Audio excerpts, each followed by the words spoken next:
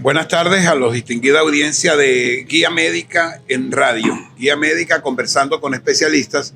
Esta tarde, en una nueva edición de Guía Médica en Radio, se está transmitiendo por 94.5 FM, se está transmitiendo por Instagram Ángel Fran Cardio, por YouTube Ángel Fran Cardio y por YouTube Guía Médica. Hoy estamos acá desde la panadería La Nona en el Vigía. Mi nombre es Francisco Ángel, mi número telefónico 0414-375-3783 para cualquier comentario, para cualquier duda que tengan sobre el tema. Hoy estamos con un urólogo, un invitado especial. Él es urólogo, egresado de la Universidad de los Andes, ejerce aquí en el Vigía, el doctor Agustín Rodríguez. Él tiene ya varios años aquí en el Vigía, trabaja en el hospital del Vigía, en el hospital que llamamos el Hospital Viejito. Él está allí en el hospital y está los días lunes, jueves, miércoles y viernes, está en el edificio Mis Muchachas. Doctor Agustín, muchísimas gracias por aceptar nuestra invitación. Ante todo, un saludo a la audiencia y bienvenido a este programa. Bueno, ante todo, devolviéndote las gracias, porque la verdad agradecido yo por haber invitado a tu programa y bueno, hablar un poco sobre el mundo de la urología. El mundo que nos aqueja sobre todo a la mayoría de los hombres, claro, a las mujeres también, ¿no? Pero en mayor proporción a los hombres, ¿no? En mayor proporción a los hombres, así es. Bueno, lo primero que vamos a hacer es eso, doctor, vamos a definir qué es la urología. Bueno, la urología es una especialidad de la medicina que se encarga de la prevención, diagnóstico y tratamiento médico y quirúrgico de la patología urinaria de ambos sexos, masculino y femenino, y patología genital masculina. Eso es lo que engloba la urología. Ok, entonces hay que tomar en cuenta, tener claro que es un médico general, ¿verdad? Que luego hace una subespecialidad quirúrgica, que es médico-quirúrgica, diría yo, ¿no? La urología. Y bueno, nosotros siempre estamos acostumbrados a decir yo voy al urólogo porque tengo un problema en la orina. Casi siempre esa es así como la generalidad de las personas. Es un problema en la orina. Entonces la orina incluye para mucha gente desde el dolor lumbar, porque está en los riñones, hasta muy abajo. Entonces pues ahí están dos especialidades, doctor. Está la urología y la nefrología. Entonces sería muy útil para los oyentes de la manera más clara que nos diferenciara cuál es una y cuál es la otra. O sea, cuál es la diferencia entre esas dos y en qué momentos ir a un urólogo y en qué momentos debemos ir a un nefrólogo. Bueno, mira, lo que diferencia, diría uno de mis profesores, lo que diferencia el urólogo y el nefrólogo es que el urólogo opera y el nefrólogo no, pero no es solo esa diferencia, ¿no? La patología nefrológica se refiere más a la función renal, o sea, cuando hay una falla en la función renal, una falla en lo que es la función de los riñones, que es depurar, entre otras, depurar los químicos del organismo, ¿verdad? En cuanto a la patología médica de nefrología, bueno, pues en eso es lo que se basa, ¿no? En cambio, la patología urológica engloba toda lo que es la parte médica y quirúrgica tanto de riñón como de vejiga, uretra, todo el aparato urinario masculino y femenino. Entonces, y engloba no solamente la parte médica, sino también la parte quirúrgica. Desde arriba abajo, la parte médica renal sería las infecciones urinarias altas, en el caso de las pielonefritis, por ejemplo, ¿verdad? En este caso la puede tratar el urólogo como el nefrólogo, pero en el caso en general es mucho mejor que la trate el urólogo. ¿Por qué? Porque el urólogo puede encontrar la causa de dichas infecciones, ¿no? Porque no siempre vamos a tener una pielonefritis no complicada, o sea, una infección urinaria baja, o sea, una cistitis que subió a los riñones y bueno, se produjo la pielonefritis. Casi siempre estas enfermedades tienen una patología tanto funcional como anatómica, que es de resolución del urólogo, ya sea una estrechez pielureteral, por ejemplo, una litiasis ureteral, renal o vesical. Entonces, siempre las infecciones urinarias la puede tratar el nefrólogo, sí la puede tratar, claro que sí, y la va a tratar bien. Pero si la infección urinaria persiste, es decir, persiste o repite, es una infección urinaria recurrente, es mejor que la vea el urólogo, porque si recurre debe haber una causa, ya sea funcional o anatómica, que esté causando la repetición de la... Y es el urólogo el que hace ese tipo de diagnóstico. Es el urólogo el que hace. Sí. Nosotros los urólogos, disculpe que lo interrumpa, hacemos estudios tanto a nivel general como en la ecografía renal y enviamos a hacer la tomografía, pero los estudios específicos del urólogo, que son la cistoscopia, el estudio urodinámico, ¿verdad? E incluso la ureterorenoscopia diagnóstica son de nosotros más que todo, los urólogos. ¿Qué es cada cosa de esa, doctora? Así para que la gente se entienda. La cistoscopia. La cistoscopia es un estudio video anatómico del sistema urinario, ya sea bajo o alto. En caso de la cistoscopia ya es sistema urinario bajo hasta vejiga, ¿verdad? Mediante un equipo ya sea rígido o flexible, con una cámara conectada a un monitor que magnifica la imagen aproximadamente 10 veces, ¿verdad? Y una luz. Entramos a nivel de la uretra, ya sea masculina o femenina, y entonces vemos tanto la uretra como la uretra masculina, femenina, la uretra prostática masculina, la vejiga y lo que es los meatos ureterales, las paredes de la vejiga. Entonces este estudio nos habla sobre todo de una parte anatómica interna del sistema urinario bajo en cuanto a la cistoscopia. Se puede ver si hay pólipos, cualquier enfermedad vesical, ya sea benigna o maligna, enfermedad uretral maligna o benigna también. En el caso de benigna, las estrecheces uretrales. En el caso de maligna, el cáncer uretral, que es sumamente raro, pues. Y cáncer vesical también. Y cáncer vesical. Ajá. Se puede ver. Ahora, la otra que nos dijo, la uretrocistoscopia. La ureterorenoscopia diagnóstica. Bueno, casi siempre cuando hablamos de ureterorenoscopia diagnóstica, sobre todo para hacer un diagnóstico de una toma de biopsia a nivel de ureteral o de pelvis renal, en caso de que haya un diagnóstico más arriba de la vejiga. Exactamente. Y la otra son estudios ya funcionales. Funcionales que el estudio funcional de la vejiga, con el vaciamiento, qué tanto queda en la vejiga. Exactamente, ese es el estudio urodinámico, es el estudio funcional del tracto urinario inferior. Perfecto. Bueno, amigo, en estos casos, pues aquí en el Vigía hay varios urólogos y se hace cirugía urológica importante ya, ¿no? ¿Cuál es la causa más importante en su consulta? Digamos, el grueso de los pacientes llegan por cuál es la primera causa que usted tiene de consulta. El primer motivo de consulta son patologías prostáticas. Y bueno, en este caso, pues la mayoría de los pacientes son pacientes masculinos mayores de 45 años de edad. Esa es la primera causa. Siempre es próstata el primer caso. Siempre. Y las litiasis entran ya de segundo. La litiasis urinaria entran en el segundo, o sea, como que la segunda patología más frecuente de la consulta, litiasis urinaria, ya sea a cualquier nivel del aparato urinario, ¿no? Fíjese que yo pensé que estaban como muy a la par, ¿no? Porque hay mucho litiasis. No, es más frecuente la patología prostática. La patología prostática. Y hay una patología bien interesante que, bueno, quiero que los oyentes sepan que vamos a también tratar al final del programa o más tardecito, que es la disfunción eréctil, ¿verdad? Entonces, también es una de las patologías frecuentes, o esa no tiene mucha frecuencia.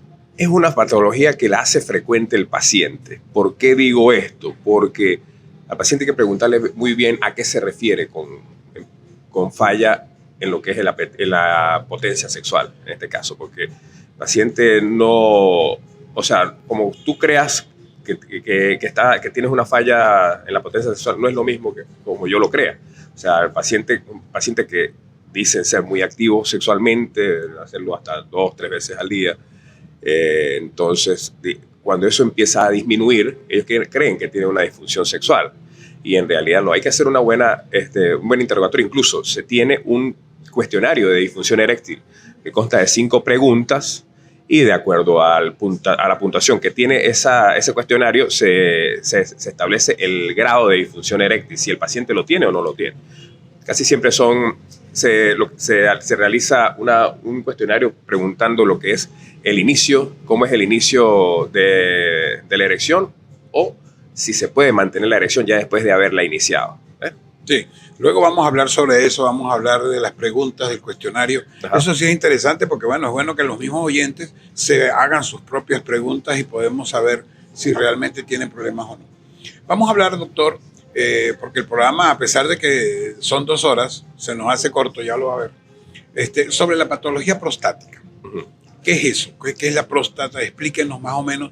La idea de este programa básicamente es para la gente de la calle, ¿verdad? Ajá. Que a veces va al urólogo y sale como con más dudas que cuando entró porque le habló como en chino, ¿no? Claro. Entonces vamos a tratar de decirle qué es la próstata, cuáles son las principales patologías, porque no es no todo es cáncer de próstata, no todo es cirugía. Entonces vamos a hablar un poco de eso. Bueno, la próstata es un órgano, más que una glándula, es un órgano fibromuscular, ¿no? Que se encarga sobre todo de intervenir en la producción de ciertas sustancias que forman el semen. Tanto la próstata como las vesículas seminales y los testículos pues, forman el semen. La próstata forma aproximadamente un 50% de la sustancia del semen. Entre esas está escindir el coágulo seminal. El semen se expulsa como un coágulo, un compuesto un poco pastoso, y la sustancia que produce la próstata, entre eso el antígeno prostático, se encarga de escindir eso, ¿no? Entonces hace lo más líquido el semen. En cuanto a la patología prostática, la más frecuente es la hiperplasia prostática benigna, que es el crecimiento benigno de la próstata. También tenemos el cáncer de próstata, pero eso lo tenemos de último, ¿no? O sea, así que no se preocupen, que eso no es que es muy frecuente en este ámbito. Exacto, sí, porque la gente Ajá. siempre piensa, ay caramba, tengo problemas de próstata, siempre piensa en cáncer, siempre piensa. Ahora, esa hiperplasia prostática es simplemente el crecimiento de la próstata. Exactamente. Entonces, como la próstata rodea la uretra, o sea, como un pitillito por donde pasa la orina desde la vejiga hasta la parte externa, ¿verdad? Del pene. Entonces, como la rodea, al hacerse grande, pues ese conducto disminuye de calibre, ¿verdad? Entonces, eso es lo que llaman hiperplasia prostática. ¿Qué produce la hiperplasia? Muy importante. ¿Qué se ha pensado que produce la hiperplasia? Muy importante hablar de los síntomas que produce esta patología, ¿no? Usted lo dijo, eso comprime el conducto que es la uretra, y entonces produce síntomas tanto obstructivos como de llenado. O sea, obstructivo, el chorro va a disminuir. El chorro empieza a disminuir. Pacientes que están muy obstruidos se empiezan a orinarse los pies. El chorro se empieza a cortar, hacen esfuerzo para orinar, tienen que hacer un pujo para orinar. Y en cuanto a los síntomas de llenado, la orinadera en la noche. Pero entonces, el paciente que orina en la noche hay que diferenciarlo del que permanece despierto que el que sí duerme. O sea, es cuántas veces lo despiertan las ganas de orinar. El paciente que no duerme, simplemente pasan en claro toda la noche, vigilantes, van a estar orinando toda la noche, y eso no es nocturia. Eso no es el síntoma. El síntoma es si te despiertas más de 2 veces a orinar en la madrugada. Hasta 2 veces es normal, más de 2 es anormal. Más de 2 y de manera constante. Constante, ajá. Y que orinan poco, ¿no? O sea, orinan un chorrito porque son pacientes que nunca vacían la vejiga. La obstrucción hace que la vejiga todo el tiempo esté llena. Esa es la manera de diferenciar, ¿verdad? La nicturia, que en ese caso sería polaquiuria, porque son las cantidades de veces que va al baño, pero orina poquitico. Ajá. La vamos a diferenciar del diabético, por ejemplo, que es el paciente que orina muchísimo en la noche, varias veces, porque tiene la glicemia muy elevada, pero cuando se para a orinar, orina bastante, porque es una diuresis osmótica que lo que hace es que la misma concentración de glucosa que tiene en sangre hace que la persona orine muchas veces. Y ahí sí puede ser hombre o mujer, ¿no? Bueno, doctor, vamos a continuar con la patología de próstata en el próximo espacio, en el próximo segmento. Vamos a hablar sobre esa hiperplasia de próstata, qué hacer con el paciente con hiperplasia prostática, que no es solamente, como dice la gente en la calle, echarle cuchillos, sino si hay medicamentos, y sobre todo yo quiero hablar si hay algo que no sea medicamentoso, sino natural, pues, para tratar de mejorar esto. Ya volvemos.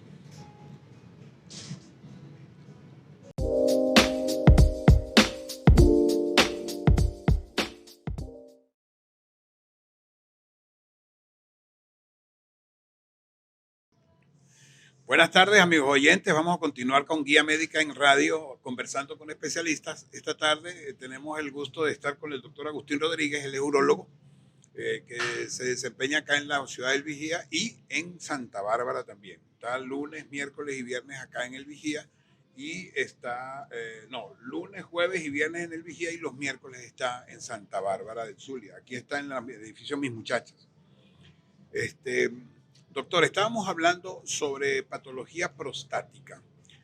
Definimos lo que era hiperplasia prostática benigna y pues quería hablar, que usted nos hablara de, no sé si hay algo más de la sintomatología y qué hacer con ese paciente que ya empieza, como usted dice, a orinarse los zapatos, que ya empieza a pujar mucho para orinar o a orinar muchísimas veces en la noche, chorritos nada más. Bueno, esos síntomas que usted me está nombrando ahorita ya son síntomas severos, ¿no?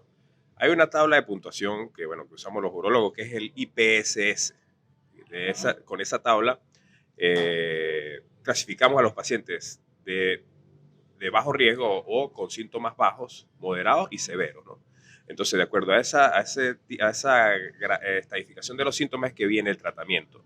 Un paciente que llega con solo síntomas de vaciado, disminución un poco del calibre del chorro, sin nocturia, sin otro tipo de síntomas de la orinadera en la noche, para que me entiendan los oyentes, orinadera en la noche, orinadera en el día y el pujo, solamente disminución del chorro. Esos pacientes pueden ser tratados de acuerdo también al crecimiento prostático, porque también influye el crecimiento de la glándula, de la próstata. O sea, un crecimiento grado 4 y un crecimiento grado 1 pueden dar los mismos síntomas incluso, ¿no? O sea, no quiere decir que porque es grado 4 hay que operarlo, no. Si no tiene los síntomas severos, ya ni las indicaciones, pues no es quirúrgico. Siempre el paciente debe comenzar con tratamiento médico, a menos que ya llegue con una indicación de cirugía en la primera consulta, ¿verdad? Entonces, con respecto al tratamiento, un paciente con síntomas urinarios leves, podemos comenzar con la fitoterapia, que vendría siendo más o menos como el tratamiento natural que usted habló al principio del programa, esos son compuestos que provienen de la semilla de la uyama, cómo se llama en realidad el componente, pero en sí todo el grupo de esos medicamentos se llama fitoterapia. Y eso ayuda a mantener como la próstata en buen estado y que los síntomas no progresen a moderados ni mucho menos a severos. La fitoterapia, que tenemos el Prostaplan, el Prostalife y el Prostatoin. Posiblemente hayan otros nombres comerciales, ¿no?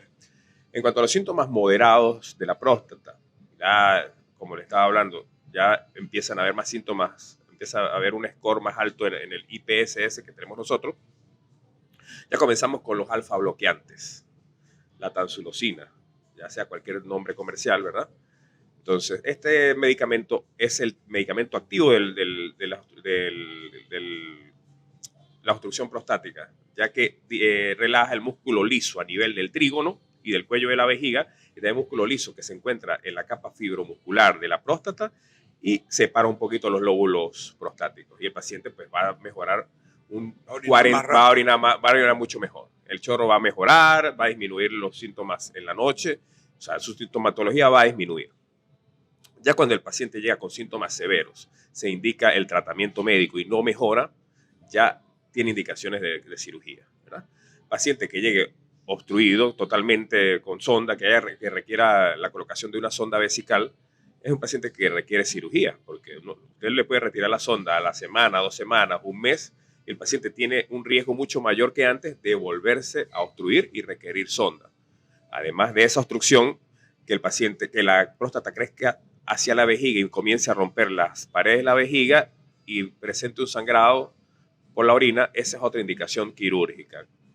Estos pacientes, como están obstruidos, tienen una obstrucción, producen un éstasis la orina en la vejiga se mantiene, entonces como la vejiga todo el tiempo va a estar llena, el sedimento de la orina va a crear cálculos en la vejiga. Entonces, paciente con cálculos en la vejiga también es una indicación quirúrgica. Y también se producen infecciones allí. Ajá, también produce infecciones. Una infección, cuando el paciente tiene infecciones recurrentes debido a un crecimiento prostático, también es una indicación quirúrgica.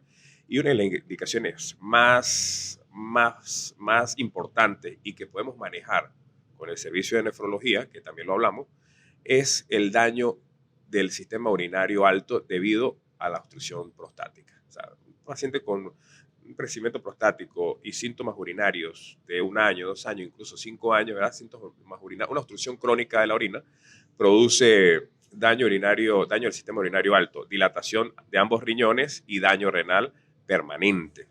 Ese es un motivo por el cual el paciente debe ser intervenido quirúrgicamente también.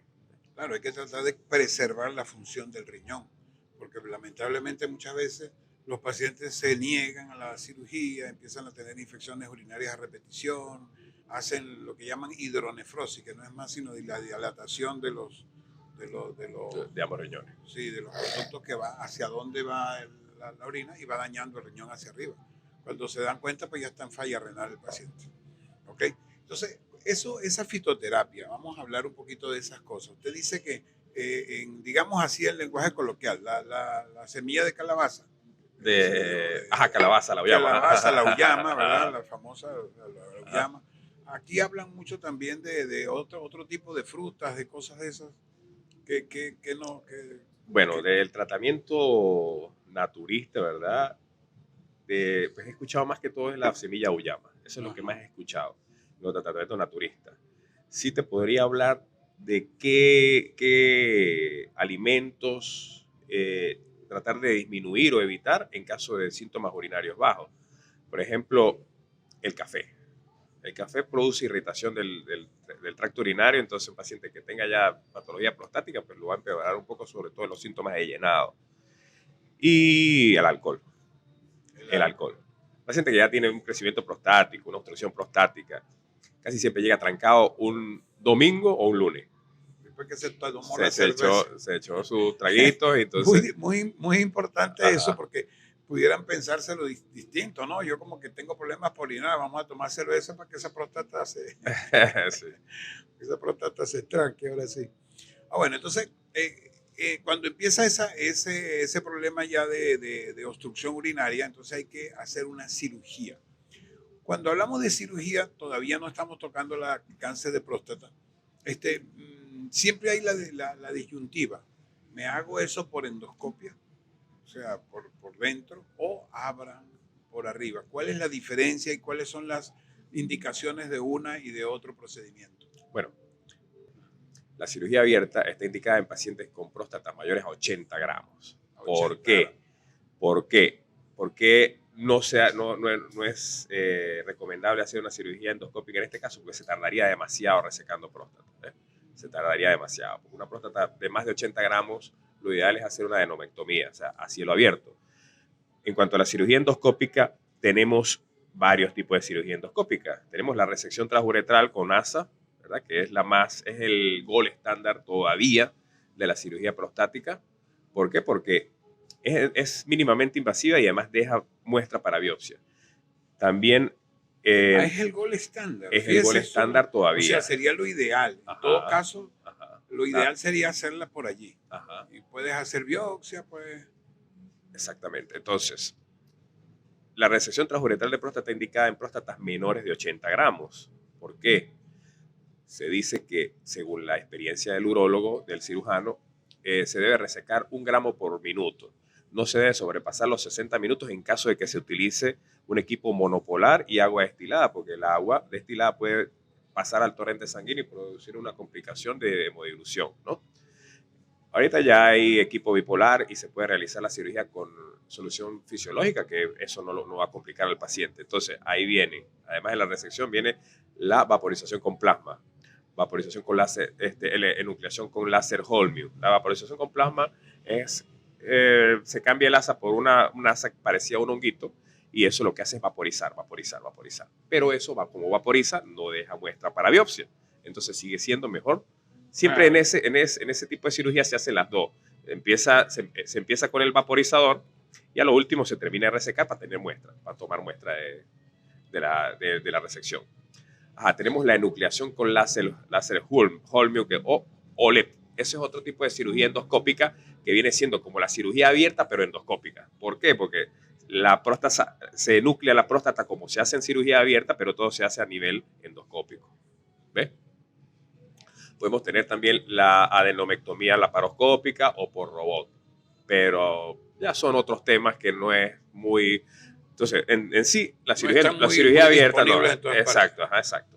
Entonces tenemos la cirugía abierta para próstatas mayores de 80 gramos, benigna, ¿ya? Estamos hablando de patología benigna Sí, todavía. sí, Y sí. la cirugía endoscópica, la resección transuretral de próstata para próstatas menores a 80 gramos. Ok, ahora cuando hablamos de eso, de la parte benigna y maligna, a mí me llama mucho la atención, me ha llamado mucho la atención. Sabes que yo soy cardiólogo y entonces a mí me llegan los pacientes, mire, yo vengo a hacerme una valoración cardiovascular porque me van a hacer una cirugía o me van a hacer una biopsia. Ajá. Ahora, así para el pueblo, como para que se acuerden, cuando un paciente tiene una hiperplasia prostática, bueno, simplemente creció la próstata, para diferenciar eso de un cáncer, ¿no sería útil hacer una biopsia previa siempre o no es necesario o no es recomendable? No es para nada recomendable realizar una biopsia, incluso, no es para nada recomendable hacer un eco transrectal, que veo que algunos médicos lo indican. Bueno, ninguno de nosotros los urólogos indicamos un eco transrectal. ¿Por qué? Porque es suficiente con un eco suprapúbico. El eco transrectal se utiliza solamente para realizar biopsia de próstata, ¿sí? Entonces, ¿cómo diferenciamos? Guiada por eco. Guiada por eco, exactamente. ¿Ah? Eco dirigida. Entonces, ¿cómo tenemos la sospecha de que el paciente presenta un cáncer de próstata? El paciente llega con síntomas urinarios o no, o sea, puede llegar sin síntomas urinarios, paciente mayor de 45 años. Si es un paciente con antecedentes familiares de primera línea, papá o hermano, que haya presentado cáncer de próstata, el paciente debe empezarse a valorar a los 45 años. Debe empezarse el despistaje de cáncer de próstata a los 45 años. Si el paciente no tiene antecedentes de cáncer prostático, puede iniciar su despistaje a los 50 años. Entonces, como le estaba diciendo, ¿qué es lo que nos dice qué es lo que nos da el diagnóstico presuntivo de cáncer de próstata? El tacto rectal y el antígeno prostático. El paciente llega a consulta, lo primero que hay que hacerle es el tacto rectal. El paciente que no quiere que le hagan tacto rectal está perdiendo un 95% del diagnóstico de la patología prostática. ¿Por qué? Porque el eco no te da consistencia. El eco te da una imagen de tamaño nada más. Entonces, Ahora, el eco no nos da tampoco bien dishomogeneidad en la zona y eso. Lo da, pero no es tan importante. No es tan importante. Lo mejor es el tacto rectal. Siempre empezar con el tacto rectal. Una próstata debe ser, como quien dice, blanda, fibroelástica. Se debe tocar como alguna de las eminencias de la mano, ¿no? Entonces, yo me acuerdo cuando estudiaba que era con la punta de la nariz y hacíamos muchos chistes con bueno, eso. Una era con la punta de la nariz, otra era con la eminencia, ya sea la eminencia tenar de la mano, que es la del dedo pulgar, ¿no? Ajá. Y el antígeno prostático. El antígeno prostático debe permanecer por debajo de 2.5 nanogramos por mililitro. Entonces, el específico, exactamente. Sí, eso también puede variar según el tamaño de la próstata y la edad del paciente. Por eso es que el paciente, después de realizarse el antígeno prostático, debe ir a consulta con el urólogo. ¿Por qué? Porque el antígeno prostático es solamente un número, ¿sí? Es solamente un número. Si el paciente no es examinado por el urólogo, no tiene validez. Puede ser un antígeno alto, un antígeno normal, pero si el urólogo, o sea, si nosotros los urólogos no examinamos a ese paciente con ese antígeno, no podemos dar un diagnóstico. ¿Entiendes? O sea, el antígeno es solamente un número. Usted va a un laboratorio. Ahora, si hay un paciente que tiene, por ejemplo, 55 años, ajá, vamos a suponer, que deben haber muchos de los oyentes que están en esa etapa, no tiene síntomas urinarios, ¿verdad? Y tiene un antígeno prostático normal, ¿vale la pena? O sea, ¿es necesario de todas formas hacer el tacto rectal? Hay que hacer el tacto rectal. O sea, que estamos impelables. Tenemos que hacer el tacto rectal. Juro. Sí. Así no tenga síntomas, no tenga nada. Entonces, esa es la dupla importante para diferenciar una hiperplasia prostática de un cáncer. Ajá, esa es la dupla inicial, ¿no? Usted tiene un tacto sospechoso y un antígeno elevado, te vuelve a hacer otro antígeno como para que va a estar más seguro. 2 antígenos elevados y un tacto sospechoso, paciente biopsia segura. Biopsia prostática transrectal, ¿verdad? Si no, no vale la pena. No vale la pena. Y entonces, muchas veces nos toca a nosotros que tenemos varios antígenos elevados y un tacto normal. Entonces lo repetimos por lo menos 3 veces. persiste el antígeno en un laboratorio confiable, biopsia prostática. Así la próstata esté normal. Así la próstata. Bueno, doctor, vamos a un paréntesis de la emisora y vamos a continuar hablando de cáncer prostático y vamos a continuar hablando también un poquito de cálculos renales, que usted me dijo que era la segunda causa, y por supuesto le vamos a dedicar un segmento completo a esa disfunción eréctil, ¿no? Es importante. Ya volvemos.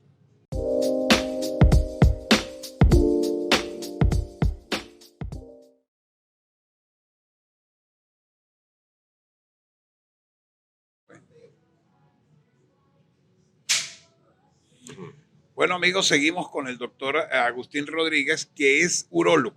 Es urólogo y ejerce acá en la ciudad del Vigía. Urología es una ciencia médica que tiene que ver con las enfermedades del tracto urinario, tanto en hombres como en mujeres, pero sobre todo en hombres. Hoy estamos hablando de las consultas más frecuentes en urología y venimos con el tema de cáncer prostático o de próstata. Entonces estamos diferenciando lo que es la patología o la enfermedad prostática benigna de la enfermedad prostática maligna. Entonces, doctor, síganos ilustrando sobre esas características diferenciales entre lo que es una hiperplasia prostática benigna con un cáncer de próstata. ¿Desde cuándo tenemos que empezar nosotros entonces a preocuparnos fuertemente, digamos, porque ya es un cáncer de próstata? Bueno, mira, ¿desde cuándo debe el hombre comenzarse a hacer un chequeo prostático o un despistaje de cáncer de próstata? Desde los 45 años. Desde los 45 años debe comenzar, ¿sí? Y bueno, como le digo, estamos hablando de crecimiento prostático, de patología de hiperplasia prostática, ¿verdad? Pero las enfermedades prostáticas también le pueden dar a los hombres jóvenes, pero ya en este caso no sería una hiperplasia prostática, sino hablaríamos de prostatitis, ya Inflamaciones. Inflamaciones, ¿verdad? Entonces, que causan los mismos síntomas de un crecimiento prostático, pero es por una inflamación infecciosa bacteriana. En este caso, los pacientes que tienen relaciones contra natura con su pareja o pacientes homosexuales que tienen relaciones también contra natura, ¿verdad? O sea, por otro lugar que no es la vagina, entonces van a presentar prostatitis debido a que las bacterias del ano y del recto pues suben a través de la uretra y producen tanto prostatitis como inflamación de los testículos y una infección urinaria, ¿verdad? Entonces, las enfermedades prostáticas abarcan todas las edades, pero principalmente a partir de los 45 años. ¿Y con qué frecuencia debe ir una persona después de 45 años al urólogo? ¿Cada cuánto tiempo? Una vez al año. Una vez al año. Es un tacto rectal anual. Anual, ajá. Un tacto rectal y antígeno anual. ¿Sí? Yo ya me asustó porque yo estoy llegando casi a los 45. Sí. Está bien. Bueno, pero es importante eso. Es importante que tengamos claro la comunidad que la cuestión es preventiva, porque un cáncer de próstata o una hiperplasia prostática maligna es un tratamiento que se puede considerar relativamente sencillo y sobre todo eficaz, eficiente, ¿verdad? Si se hace tempranamente.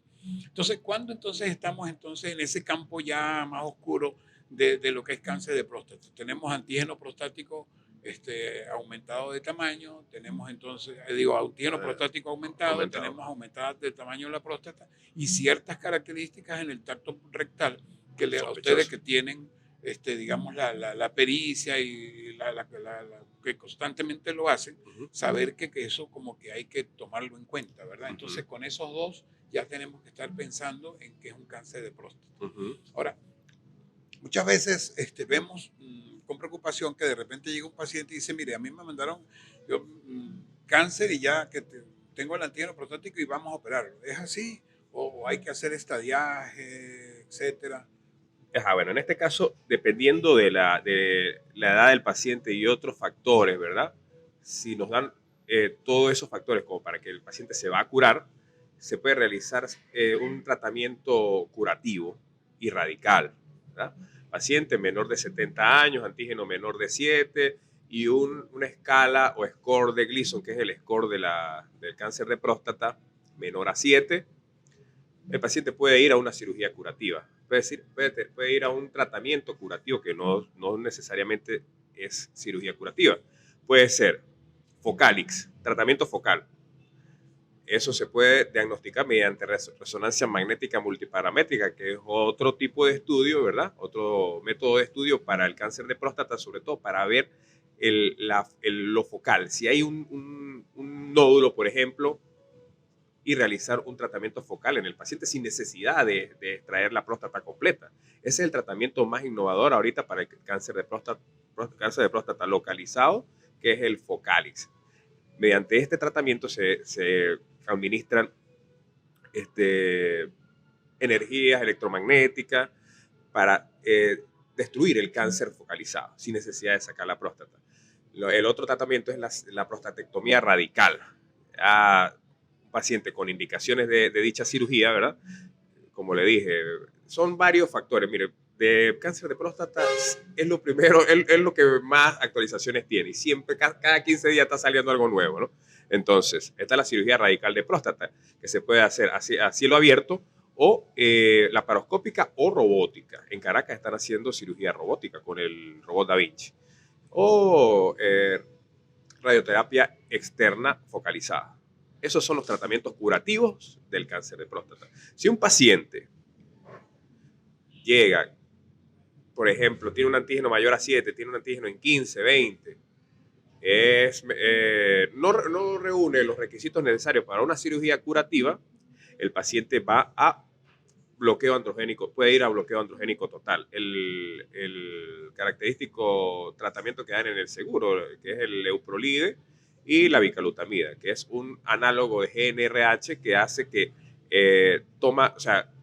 va hacia los receptores de testosterona, haciendo que se inhiba la producción de testosterona. ¿Verdad? Y eso hace que se disminuya el tamaño. Disminuye el antígeno y el cáncer de próstata se mantiene estabilizado, es decir, no avanza. Entonces, tanto la bicalutamida es un inhibidor de la aromatasa, que hace ¿cómo le digo yo? La testosterona, que hace que la testosterona no se transforme en dihidrotestosterona. El cáncer de próstata es un cáncer andrógeno dependiente. Entonces, por eso la primera línea de tratamiento es el bloqueo androgénico total. Entonces, tenemos cirugía curativa, cirugía paliativa, que en este caso es el bloqueo androgénico. Y tenemos espera vigilante y vigilancia activa. ¿Sí? O sea, no a todo paciente se le va a hacer una cirugía curativa, un tratamiento curativo, no a todo paciente se le va a hacer un tratamiento con bloqueo androgénico y no a todo paciente se le va a hacer quimioterapia. La quimioterapia ya llega cuando el bloqueo androgénico total, que por lo general es efectivo los primeros 18 meses a 24 meses, ya cuando el paciente no responde al bloqueo androgénico, ya viene la quimioterapia externa. ¿Sí? Cuando el cáncer avanza. Ya el cáncer no se pudo detener con el bloqueo androgénico total. Ajá. Y con respecto a la vigilancia activa y espera vigilante, esos pacientes que tienen una escala de Gleason menor a 10, o sea, lo que pasa es que la escala de Gleason, el score de Gleason se va de 2 a 10. 10 es más agresivo, 2 muy poco agresivo o no es agresivo. Entonces, si un paciente tiene mayor de 70 años, paciente de 80 años, por ejemplo, un Gleason de 3 y tiene síntomas urinarios, el paciente simplemente se le puede hacer una resección endoscópica, el paciente para tratarle su patología obstructiva no se debe abrir, porque ya se sabe que tiene un cáncer. El paciente que se le vaya a hacer una adenomectomía está muy mal hecho porque el paciente ya se sabe que tiene un cáncer. Si se va a hacer un tratamiento paliativo, se le puede hacer una resección endoscópica y vigilar. Mejora simplemente la obstrucción. La obstrucción y ya. El paciente, debido a la edad y al baja agresividad del cáncer, el paciente no va a progresar. Entonces, ¿qué hace? Una vigilancia. Lo citas cada 6 meses, antígeno, tacto, y lo vas vigilando, ¿sí? Sin necesidad de tratamiento agresivo.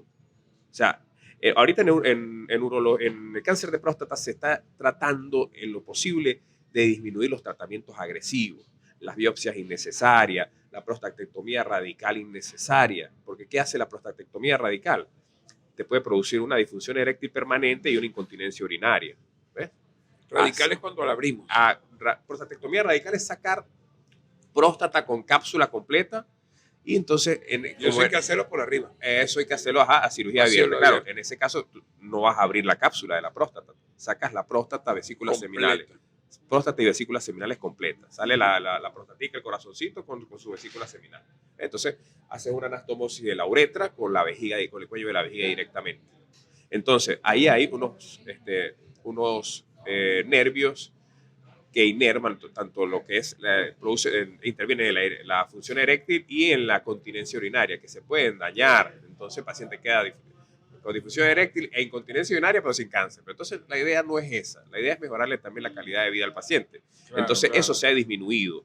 Esos Con tratamientos agresivos se han con disminuido. respecto a eso de las metástasis, o sea, que el cáncer vaya a otros sitios, que es muy Ajá. frecuente en columna y Ajá. mejoran también con el tratamiento Con androgénico. el bloqueo androgénico total. Ajá. Ah, ok, sí. Sí, porque también esa es una de las Y posibilidades y de en los caso, temores, pues. ajá, y en caso de metástasis ósea se está usando el ácido soledrónico, ¿eh? Que también lo está dando el Seguro Social. Eso Y es eso hace que disminuye el tamaño y ajá, mejora la calidad de ajá, hueso y esa la cosa. resorción ósea y todo eso. Ajá. Y entonces de esa manera disminuye el dolor óseo. Perfecto. Bueno, fíjese, entonces estamos hablando de ese tipo de cosas, pero es muy importante la parte preventiva. Si a usted le dicen cómo prevenir un cáncer de próstata, cómo prevenir una hiperplasia, ¿qué nos diría usted? Bueno, miren, hasta los momentos no hay un tipo de prevención que ya esté confirmado, que se haya estudiado, que se diga, mire, usted deja de hacer esto o hace esto y no le va a dar cáncer de próstata. Algunos hablan por ahí, la parte coloquial, hablan de que el que tiene muchas relaciones sexuales o no tiene casi relaciones sexuales en su juventud o cuando pudo, va a tener cáncer de próstata. No, ni el que tiene muchas ni el que tiene poco. Se escucha de que el hombre que mientras más eyaculaciones tiene, más prevención sobre el cáncer de próstata tiene. Evitar lo que es el tabaco. El tabaco es malo, el cigarrillo es malo en todo el tracto urinario. El cigarrillo produce patología maligna urinaria desde el riñón hasta la uretra. ¿Sí? Pasando por cáncer de vejiga. Cáncer de vejiga, que es el más frecuente, Más frecuente en los uno de los factores de riesgo más frecuentes es el cáncer de vejiga, sobre todo en el cáncer de células transicionales, tanto de vejiga como de pelvis renal. Bueno, eso es importante saberlo y bueno, a pesar de que no hay mucho de qué hacer la prevención, pues por lo menos ya saber que fumar pues también es un factor de riesgo no solamente de cáncer de vejiga, sino cardiovascular, pulmonar, etcétera. Vale la pena que pongamos un poquito de... Vamos a poner en contexto por unos minutos, doctor, lo que es la patología litiásica renal, o sea, los cálculos renales. Cuéntenos de eso, qué tan frecuente es, cómo hacer para prevenirlos y cuáles son los síntomas más importantes. Bueno, en cuanto a la frecuencia de lo que es la litiasis renal, litiasis de importancia, ¿verdad? Viene siendo aproximadamente un 40% de la consulta de urología, de 40 a 30%, porque ya hablamos que el mayor porcentaje es la patología prostática, ¿verdad? Entonces, los cálculos renales son más frecuentes a partir de los 40 años de edad, ya sea masculinos o femeninos. Son más frecuentes en el sexo masculino, pero también las mujeres van a sufrir de cálculos renales. Por eso es que la mujer que llega con dolor lumbar y que tiene cálculos renales llega y pregunta, ay, ¿quién me va a ver? ¿El ginecólogo? No, el urólogo. ¿Pero por qué el urólogo? El urólogo no es hombre. No, los urólogos también vemos mujeres. A las mujeres también les sale cálculo en los riñones, en la vejiga, y también se enferma del aparato urinario, ¿verdad? Entonces, la única enfermedad que no tiene la mujer es la de próstata. Es la de próstata, sí. Entonces, ¿qué podemos hacer para prevenir los cálculos renales? Sobre todo, una adecuada hidratación. Una persona debe tomarse entre 6 y 10 vasos con agua diarios, ¿no? Dependiendo del peso y la estatura. Se dice que por lo menos un mínimo de 2 litros diarios, ¿sí? Consumir la menor cantidad de Coca-Cola. La Coca-Cola está contraindicada, que ya está confirmado que tiene un componente que hace que precipiten las sales en la orina y se produzcan los cálculos renales. Entonces, el mito dice, o los mitos dicen, o los comentarios, que hay que disminuir los lácteos. No, para nada. Usted puede seguir consumiendo sus lácteos, ¿verdad? Pero debe hidratarse bien. Y en el caso del queso, porque el queso es salado. Entonces, disminuir el consumo de sal también. Entonces, ¿qué hacer para prevenir los cálculos renales?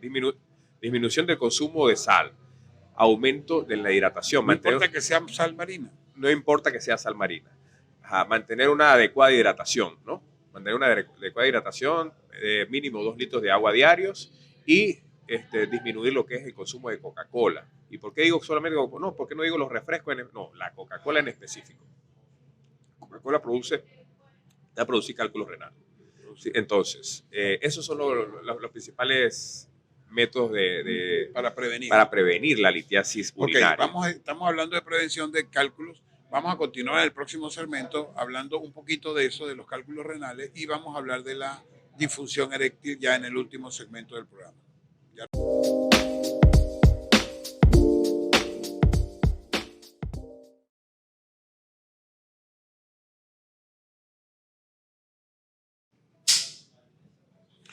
Bueno, vamos a la última parte de nuestro programa Guía Médica en radio y conversando con especialistas.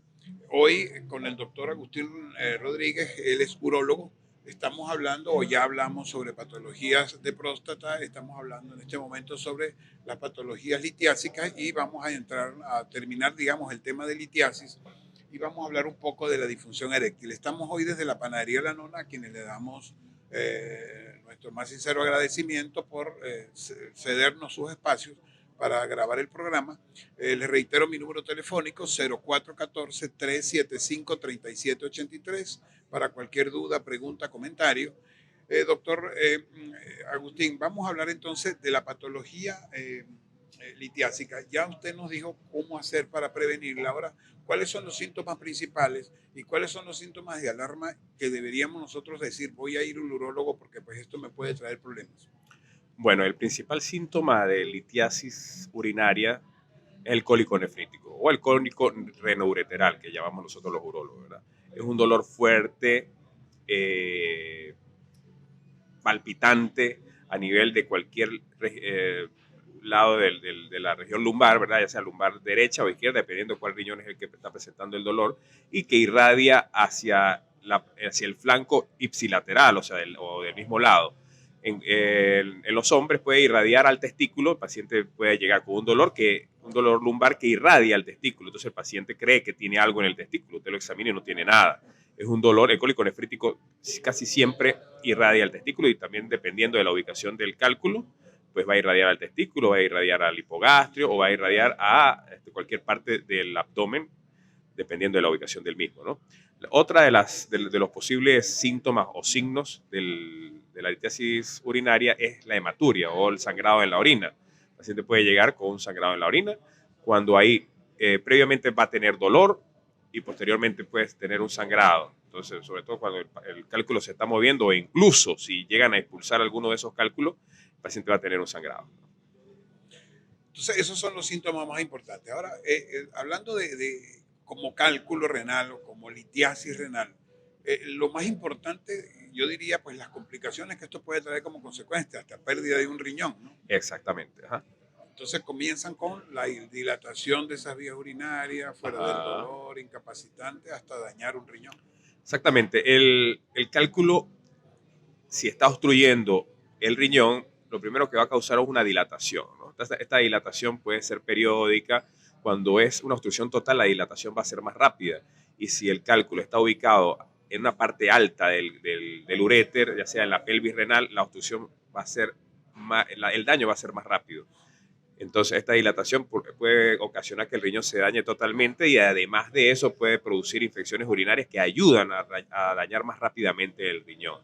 Entonces, estos pacientes deben ser tratados rápidamente, ¿no? Rápidamente, ya sea quirúrgicamente, claro que sí. ¿Cuáles son esos tratamientos, digamos, los más frecuentes o los que tenemos a mano aquí en el Vigía? Bueno, lo más frecuente. Entonces, en cuanto a la litiasis renal, litiasis urinaria, tenemos, el tratamiento va a depender del tamaño, la dureza y la ubicación del cálculo. La mayoría de los pacientes llegan con ecos de médicos que realizan los mismos y llegan con arenilla renal, algo que llaman arenilla, que son cálculos menores de 5 milímetros. Esos son calculitos pequeños que no presentan mucha importancia. Son pacientes que son tratados con tratamiento médico y deben mantener una hidratación exhaustiva y el tratamiento con el citrato de potasio, que es un inhibidor de la litiasis urinaria, ¿verdad?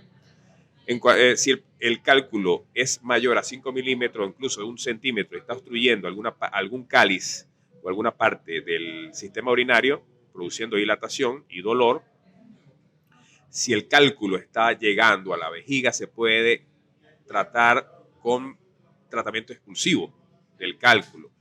El tratamiento expulsivo es si el cálculo presenta un tamaño menor a 1 centímetro y está en la parte intramural del uréter. Ese es el único tratamiento expulsivo de los cálculos. No hay otro tratamiento. Si el cálculo está arriba, tiene un tamaño de 1 centímetro, incluso más grande, el cálculo no va a salir. Si el cálculo en 15 días con tratamiento expulsivo no sale, ya es quirúrgico. Un cálculo que está en el uréter medio, superior o incluso en la pelvis renal o el riñón de más de 1.5 centímetros es quirúrgico en su totalidad. Hay que sacarlo. Y los métodos quirúrgicos para este tipo de patología están la cirugía abierta, que ya no está proscrita, pero todavía se realiza en centros que no... está en desuso, en centros donde no hay los equipos necesarios para hacer una cirugía mínimamente invasiva, pues se hace una cirugía abierta y se extrae. Lo ideal es la ureterorenoscopia en caso de que sea un cálculo ureteral y la ureterolitotripsia intracorpórea más colocación de un catéter doble J. Eso se hace con un aparatico endoscópico. ¿Eso se hace aquí? Sí, aquí se está haciendo todo tipo de cirugía endoscópica renal. Y está la cirugía renal percutánea, que es la que aborda directamente el riñón cuando el cálculo es mayor a 1.5 centímetros y tiene una dureza en la tomografía de más de 1000 unidades Hounsfield. O sea, las unidades Hounsfield hablan en la tomografía de la dureza del cálculo. Un cálculo muy duro y de más de 1.5 centímetros ideal es hacer una percutánea. Tenemos también aquí en el vigía la cirugía láser Holmium, que se realiza con un ureterorenoscopio flexible. En caso de cálculos menores de 1.5 centímetros y de menos de 1000 unidades Hounsfield, se puede realizar una cirugía láser. Sobre todo estos cálculos que están en los cálices, ¿no? Aborda el sistema urinario por vía retrógrada a través de la uretra, ¿verdad? Llega al riñón y como el equipo es flexible, dobla, se puede meter en uno de los cálices donde está el cálculo y se puede disolver con el láser. Entonces tenemos... Al disolverlo sale como si fuera una elixir así pequeñita. Ajá, al disolverlo queda como una arena y eso la va expulsando el paciente. Se le da un catéter doble J igual, ¿no? Entonces tenemos cirugía láser Holmium, tenemos cirugía con ureterolitotripsia neumática, que es el litotriptor que da golpes al cálculo y se va sacando por fragmentos. Y tenemos la cirugía abierta. Siempre hay que resolver al paciente. Lo importante es sacarle el cálculo. Es sacarle el cálculo. Es lo más importante. Y salvarle el riñón. Sí, porque es muy, muy frecuente decir, no, yo sufro de cálculos renales, pero es que lo más importante del cálculo renal es que puede perder un riñón. Y ya eso hay personas que por cálculos renales están en diálisis. Disculpa que te interrumpa, olvidé hablar de las ondas de choque en la litiasis urinaria. Bueno, eso también sí es tenemos, de afuera, ¿no? Sí, tenemos el tratamiento, la litotricia extracorpórea con ondas de choque. Bueno, son sobre todo pacientes con cálculos de menos de 1000 unidades Hounsfield, menos de 1 centímetro, ¿verdad? Se puede realizar el tratamiento con ondas de choque. Aquí no he escuchado todavía, aquí en el Vigía no lo hay, no sé, en Mérida. Y también eso es otra fase, otro tipo de tratamiento de las litiasis urinarias. Y eso no tiene contraindicaciones ni ha tenido problemas. Pues el único problema es que puede la litotricia extracorpórea con ondas de choque puede dejar una calle litiásica. ¿Sabes qué? Le das las ondas al cálculo, el cálculo se fragmenta, entonces queda en todo el trayecto del uréter y eso se llama calle litiásica y eso puede obstruir al paciente también. ¿Sí? Esa es la única cosa. Si se pega una con otra. Exactamente. Sí. Bueno, pero ahí lo que tiene que tener es muy buena hidratación. Ajá. Excelente hidratación. Bueno, doctor, vamos a entrar a un tema que es bastante importante y que a los oyentes seguro nos va a interesar muchísimo, que es la parte que tiene que ver con la disfunción eréctil. Mucha gente le llama veo de diferentes formas, pero es simplemente la falta de erección del pene al momento de hacer una relación sexual. Entonces, ¿cómo se afronta eso? ¿Cuál es el diagnóstico? Háblenos un poco de esa parte de la disfunción eréctil, del diagnóstico. Bueno, la disfunción eréctil es la incapacidad para iniciar una relación, para iniciar una erección o la incapacidad para mantenerla, lo cual dificulta el acto sexual, ¿no? Entonces, lo que es para hacer el diagnóstico de una disfunción eréctil, o sea, además de hacer un interrogatorio exhaustivo del paciente, o sea, tenemos un cuestionario de disfunción eréctil que le pregunta al paciente, entre otras preguntas, es la capacidad para mantener una erección firme en los días de la semana, la capacidad para terminar una relación sexual con éxito, es decir, con eyaculación, y la capacidad de mantener una erección en los días de la semana. Entonces, esa es una de las preguntas que tiene ese cuestionario. En ese cuestionario uno puede decir el paciente tiene una disfunción eréctil leve, moderada o severa, ¿no? Y la disfunción eréctil la podemos también clasificar de manera orgánica o psicológica, o de una disfunción eréctil secundaria a otra patología. La disfunción eréctil orgánica es cuando ya hay daño a nivel de los sinusoides de los cuerpos cavernosos, o sea, una patología cardiovascular, ya sea por hipertensión arterial crónica, por una diabetes mellitus de larga data o arteriosclerosis y daño a nivel de los nervios periféricos, que eso lo puede producir la misma diabetes mellitus o un problema neurológico a nivel del sistema nervioso central, ¿verdad? En cuanto a la psicológica, que es la más frecuente que se ve en consultas, la podemos ver en pacientes jóvenes, pacientes que presentan ansiedad o angustia de desempeño. La angustia de desempeño del paciente que llega a consulta, que le ocurrió el primer evento de no poder funcionar en el acto sexual, entonces llega al segundo intento, ¿verdad? El paciente queda con el miedo a fallar. El miedo a fallar otra vez, porque ya le ocurrió. Claro. Llega y recuerda el mismo momento y puede volver a fallar. Entonces ya tiene una angustia de desempeño, o sea, siente que le va a pasar y le pasa.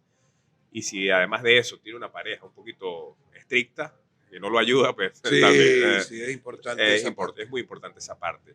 En cuanto a también falta de comunicación de pareja, etcétera, también trae como consecuencia este tipo de... Ajá. Y ahí sí tiene que ser ayudado por el urólogo y por un psiquiatra. Por un psiquiatra, a un psiquiatra y un psicólogo. Y la disfunción eréctil secundaria, que es secundaria a cualquier otra patología cardiovascular o u hormonal, en el caso de una disminución de los niveles de testosterona, que disminuye la libido, entonces te va a disminuir también la potencia sexual. En caso de los pacientes que son tratados con medicamentos psicotrópicos, los pacientes psiquiátricos, que entonces puede disminuir los niveles de testosterona, aumentar los niveles de prolactina, que disminuye los niveles de testosterona, y eso puede ocasionar una disfunción eréctil secundaria. Sí, sí, he visto muchos pacientes o muchas personas jóvenes que ahora con el advenimiento de este tipo de medicamentos que producen aumento de la potencia sexual, tales como el sildenafilo, famosa Viagra, ajá, el taldenafilo, etcétera, que son medicamentos que definitivamente mejoran la función sexual y que deben ser usados solamente en pacientes que realmente tengan una disfunción eréctil, pero ahora se ha acostumbrado incluso en los muchachos jóvenes usarlo y entonces terminan teniendo una disfunción eréctil psicógena porque pues es por desempeño, piensan que si no se toman la pastilla no van a funcionar. Eso es frecuente también en su consulta. Muy frecuente en la consulta. Incluso algunos pacientes llegan pensando que tienen disfunción eréctil y en realidad no la tienen, sino simplemente ellos quieren ser mejor, Superman. Quieren ser Superman, exactamente. Entonces llegan, no, lo que pasa es que, mira, conocí una chama hace poco y quiero impresionarla. Siempre quieren impresionar. Entonces terminan impresionados ellos. Impresionados ellos, no impresionando a nadie, ¿no? Entonces, y quedan adictos a ese tipo de pastillas. Quedan, ¿sabe? Una adicción sobre todo psicológica. Eso no produce dependencia orgánica, o sea, de que si usted no la toma, juro, no va a tener una erección, sino es psicológica. El paciente piensa que si no la toma, pues no va a tener el mismo desempeño. Con seguridad se tomara una pastilla del mismo color y no tiene nada y seguro un placebo y puede tener una misma erección, exactamente. Ajá. Entonces, Sí, en la consulta vemos mucho eso. Entonces, muchos pacientes también mayores de 60 años creen que es que van a funcionar muy bien así toda la vida, como cuando tenían 20 años. Entonces, quieren siempre funcionar como cuando tenían 20 años. Entonces, eso va disminuyendo con la edad. A partir de los 40 años empieza a disminuir la potencia sexual en el hombre. Entonces, eso dependiendo si... Hay que saber adaptarse. Exacto, hay que saber adaptarse y dependiendo de si el hombre realiza actividad física o no. ¿Sí?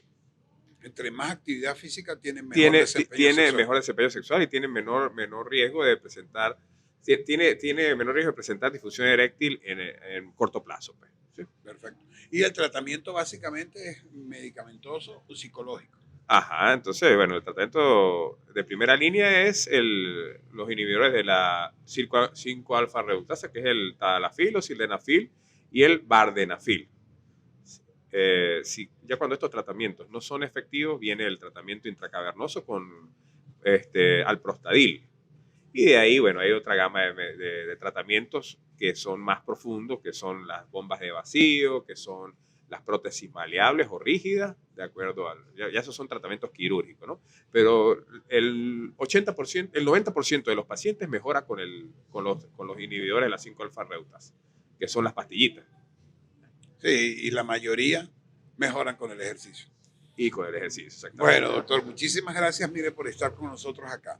Pero no quiero despedir el programa sin que usted nos dé, digamos, si usted le dice en el urólogo, qué recomendaciones así muy generales para las patologías urológicas en general, para los hombres sobre todo, próstata, disfunción eréctil. ¿Cuáles serían esas recomendaciones así muy rápidas ya para finalizar el programa? Bueno, mire, unas recomendaciones en el estilo de vida para prevenir las enfermedades urogenitales, ya sea masculinas o femeninas, en este caso más que todo masculinas.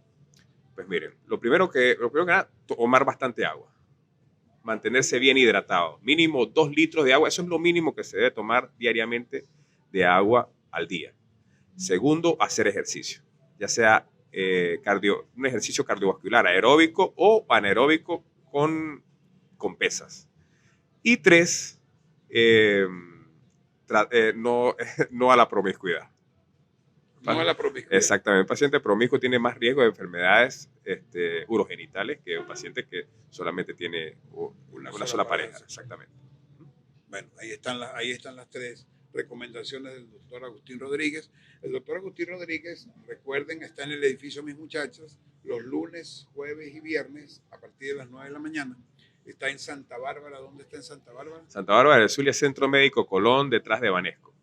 Bueno, sus números telefónicos, sus redes sociales, si las tiene. Mi número de telefónico es 0414-176-1789. En Instagram aparezco como Urofic Doctor, Urofic DR, ¿verdad? Y bueno, los esperamos en la consulta. Seguro que sí, doctor. Esperamos también volverlo a tener por acá porque hicimos como una recopilación muy rápida de todos los temas y vamos a ver si hacemos tema por tema para que nos rinda un poquito más. Muchísimas gracias por estar con nosotros. Muchísimas gracias, estimados oyentes, estimados seguidores de Instagram, de YouTube. El próximo jueves estaremos en un programa similar. Muchas gracias. Muchas gracias. Muchas gracias.